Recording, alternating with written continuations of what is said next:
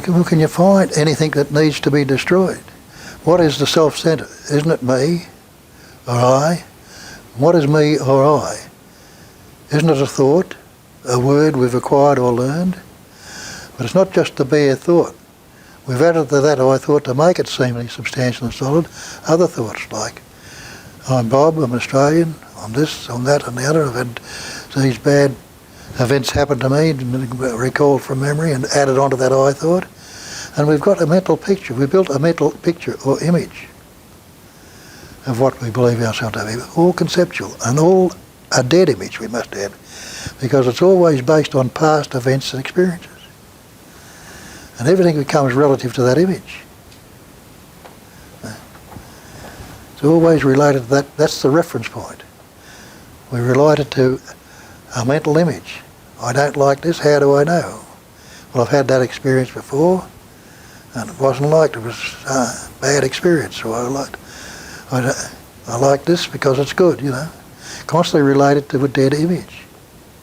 So, problems are problems of relationship, relative to. And relationship is always me and the other. It's dualism. Any relationship is dualism. So while we're looking in that direction, we never get to non-duality. So, can you destroy, when you look at it closely, something that doesn't exist? Can you sublimate it or subdue it? And who or what would try and do it in the recognition that it doesn't exist? You create yourself another image that's going to get rid of the old image. So it goes on.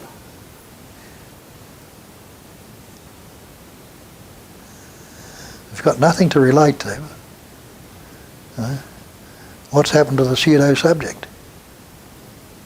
Subject and object is always dualism. And I see, I believe it's that me that's seeing, that conceptual image. I've created a subject, a seer, that is seeing this or that, or this or that.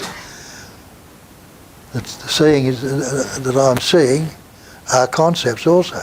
A chair, a table, you, me, or something else. We've added labels to that image or pattern that you are. But the pattern is pure energy. But we put a label or a word on it, and that's the seeming object. So we've got dualism, subject-object. But what's taking place in? Well, it's taking place in the seeing. Is seeing dualistic? Is hearing dualistic? Tasting, touching, smelling, are they dualistic?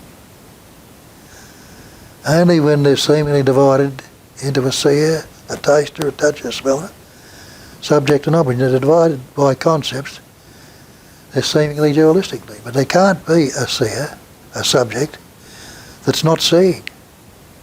There's no seeing there. You can't say there's a seer here without seeing. And there can't be the seen, the object, without the seeing. Can there be anything seen if there's no seeing? Can there be a seer without seeing? Look along those lines, the hearing, seeing, and you recognise that the two ends of the one stick really. Two concepts we put on the one seeing, the one hearing, the one tasting, and seemingly divided conceptually, and suffer accordingly because of that division. It's not necessary.